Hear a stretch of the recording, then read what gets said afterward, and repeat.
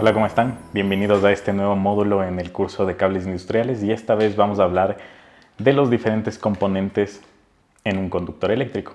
Entonces, como ustedes se imaginan, un cable puede estar compuesto de una variedad muy grande de materiales diferentes en una disposición y en capas muy complejas. Pero para resumirlo y para hacer este estudio mucho más fácil y clasificarlos de cierta manera, podemos concluir que todos los cables eléctricos van a estar agrupados o van a tener los siguientes componentes como los ven en la pantalla, ¿no? Tenemos la parte del conductor por aquí, tenemos lo que es el aislamiento, lo que ven de colores, tenemos las protecciones, vamos a entrar a detalle en qué tipo de protecciones pueden tener los cables y pues toda la parte negra, todo lo que ven aquí a la extensión es la cubierta exterior. Vamos a analizar cada uno de estos para que nos quede súper claro cómo funcionan cada uno de estos elementos, para qué sirven el cable y en qué aplicaciones yo tengo que fijarme en el uno o en el otro. Primero vamos a tener el conductor, como lo ven resaltado en la imagen. El conductor es la parte metálica, es lo que está compuesto directamente por el material conductor que vimos en el capítulo anterior y es por donde se va a transportar la energía. Es muy importante ya que cuando nosotros tenemos uno o varios hilos, estos van a determinar el calibre de nuestro cable. El calibre va a ser el diámetro que tiene la parte del conductor, ¿no? Y esto es sumamente importante porque el diámetro o el calibre en este caso va a determinar la carga que yo puedo soportar con este cable. Mientras yo tenga un calibre más grande, voy a poder transportar mayor electricidad, mayor carga. Mientras tenga un calibre más pequeño, pues esto va a hacer que mi cable tenga una resistencia a la corriente mucho mayor. El calibre nosotros lo vamos a encontrar con diferentes nomenclaturas. Lo más común aquí es encontrarlo con la nomenclatura americana, que es AWG, pero también lo podemos encontrar con la nomenclatura europea, que se mide en milímetros cuadrados. ¿Sí?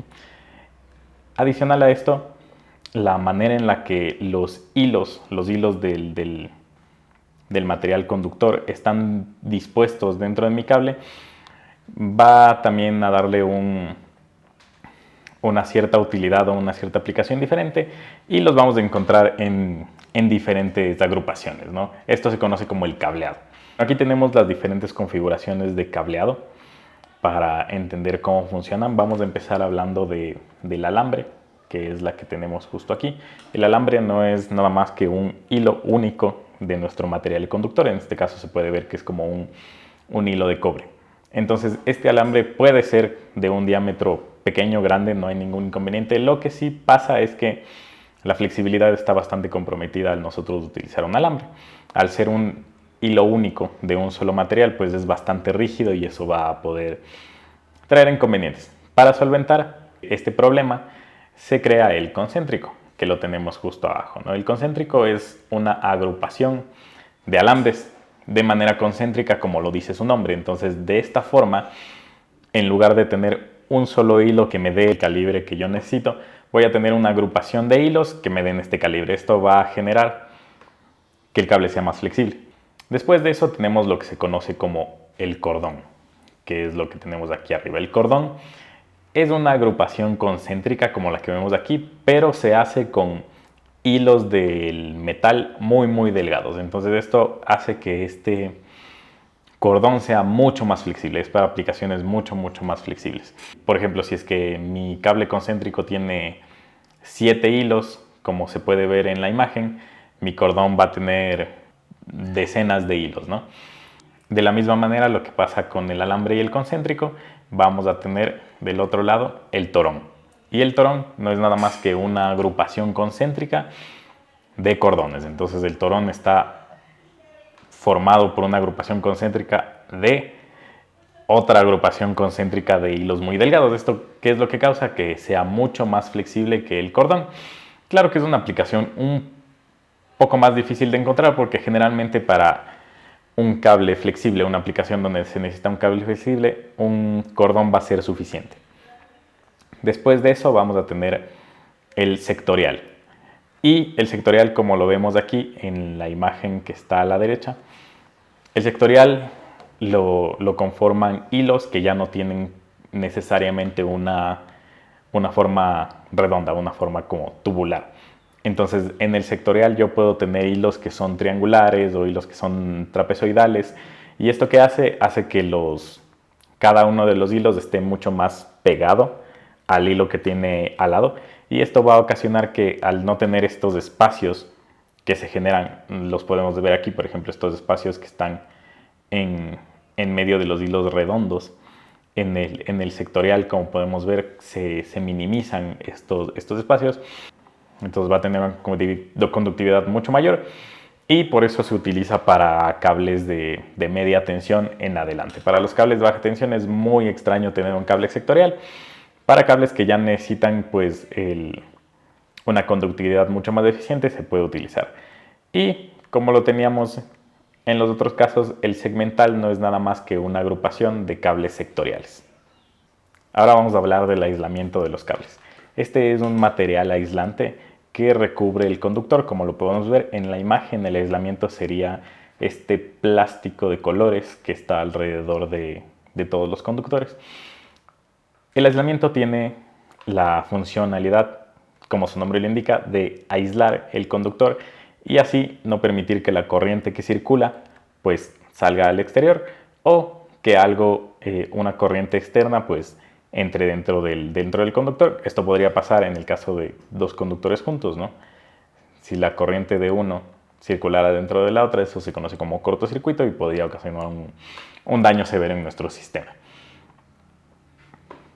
Pues del aislamiento también, cuando vemos un aislamiento también podemos determinar de cierto modo qué tipo de cable estamos hablando, ya que hay cables en los que el aislamiento y la chaqueta es un solo componente, como podemos ver aquí. En este caso sería un cable monopolar. También podemos tener cables monopolares que tengan un aislamiento y una chaqueta por separado, pero los vamos a encontrar así principalmente.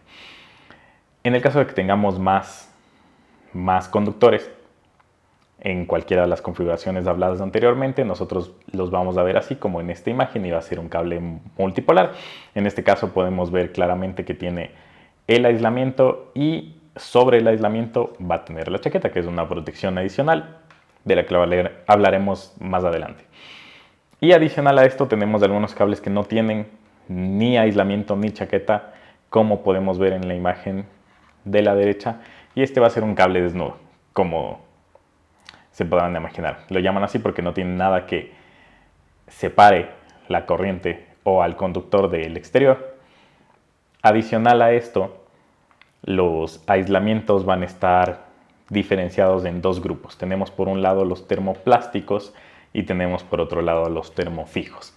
Entonces, los aislamientos termoplásticos son conocidos porque reaccionan ante temperaturas elevadas o muy bajas. Entonces, ¿qué es lo que pasa? Este es un componente que cuando se somete a temperaturas muy altas se va a derretir, se va a ablandar y posteriormente se va a derretir. O si se somete a temperaturas muy bajas se va a cristalizar y se puede romper, exponiendo el conductor. Entonces, es un componente que es mucho más fácil fabricarlo y también tiene un costo mucho menor que un componente termofijo, entonces es por esto que se utiliza. El más común, el más utilizado es lo que nosotros conocemos como PVC. Del otro lado tenemos los termofijos. Los termofijos son en cambio materiales que no se van a deformar o a derretir cuando se exponen a estas temperaturas elevadas a las que los termoplásticos sí. ¿Qué es lo que pasa? El material en su interior tiene enlaces covalentes muy fuertes y cuando este material se expone a temperaturas muy altas, por ejemplo, los enlaces se juntan y esto va a hacer que el material se vuelva más resistente, como se ve en la imagen, en lugar de derretirse. Por esto es que se llama termofijo, porque no va a tener estos cambios ante los cambios de temperatura. La diferencia es que este material va a ser un poco más costoso fabricarlo, pero tiene bastante ventajas como como la estabilidad térmica o la resistencia química. El más común que tenemos aquí es lo que conocemos como el XLPE. Ahora vamos a hablar de las protecciones que puede tener un cable. La protección, como lo vemos en la imagen, siempre va a estar entre el aislamiento y la cubierta exterior, ¿no? Las protecciones se pueden dividir en dos tipos dependiendo para qué queremos o hacia qué queremos direccionar esta protección. Podemos tener protecciones eléctricas, podemos tener protecciones mecánicas, ¿no? Entonces, porque tenemos riesgos de estos dos tipos. Un cable puede tener ambas también, sin duda. Entonces, en este caso podemos ver esta protección que es esta cinta, esta malla de cobre que tiene el cable alrededor. Pues bien, las protecciones eléctricas son aquellas que van a proteger a mi cable ante señales electromagnéticas o señales de radiofrecuencia que pudieran dañar o corromper la señal que yo estoy transmitiendo. Esto generalmente se va a ver en cables de comunicación o cables de instrumentación, ya que en ese tipo de cables lo que nosotros llevamos, aparte de ser energía, son datos, y nosotros necesitamos tener una lectura correcta para hacer funcionar nuestros sistemas. Entonces podemos tener, como vemos en la imagen, protecciones o pantallas. Olvidado decir, en este caso se les llama pantallas a la protección. Podemos tener pantalla de malla, como la vemos aquí. Podemos tener pantalla de cinta, que es la que está del lado derecho más cerca del conductor.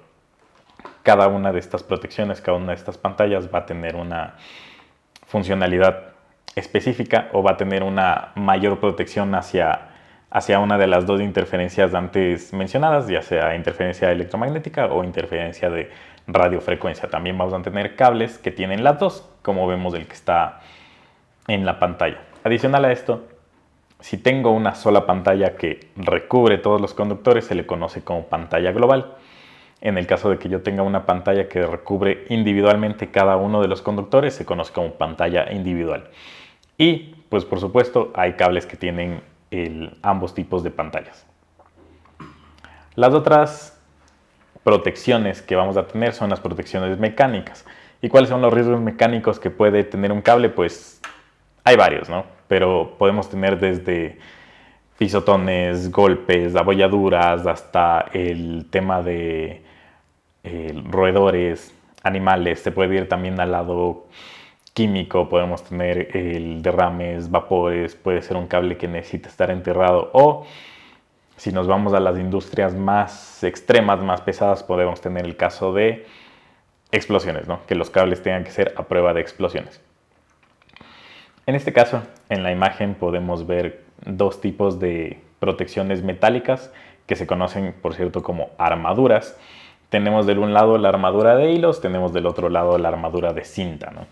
La armadura de hilos, la que está en el lado izquierdo, se compone por lo que vemos aquí son varios alambres de metal. Entonces es como si tuviera alambres de metal enrollados alrededor del cable en toda la extensión del cable. ¿Para qué nos sirve la armadura de hilos? Pues esta es mucho más resistente cuando nosotros sometemos al cable a una tracción considerable. ¿Y qué es la tracción? Pues la tracción es esta fuerza que ejerce o que hace que el cable o la distancia del cable sea un poco más larga o un poco más corta. ¿Y cuándo sucede esto? Pues sucede cuando el cable está en constante movimiento, por ejemplo, como en aplicaciones submarinas. La armadura de cinta, por otro lado, es como una cinta de metal, como su nombre lo indica, que está enrollada alrededor de todo el cable. Entonces esta armadura me da una protección más hermética que la armadura de hilo, ¿sí? Entonces, como primer punto, esta armadura de cinta lo que va a provocar es que yo ya tenga como una especie de pantalla alrededor de mi cable. Entonces ya tengo una protección eléctrica también. Pero adicional me va a permitir instalar mi cable en aplicaciones mucho más peligrosas, mucho más específicas. La armadura de cinta también va a ser un poco más flexible el manejo del cable, ¿no? Y hablando específicamente de armadura de cinta, también vamos a tener diferentes tipos de armadura de cinta que vamos a revisar brevemente. Por un lado tenemos la armadura MC, que es la que está del lado derecho. Y la armadura MC se caracteriza porque es la que les estaba explicando antes, ¿no? Es como una cinta. Es como una cinta que está enrollada alrededor del cable.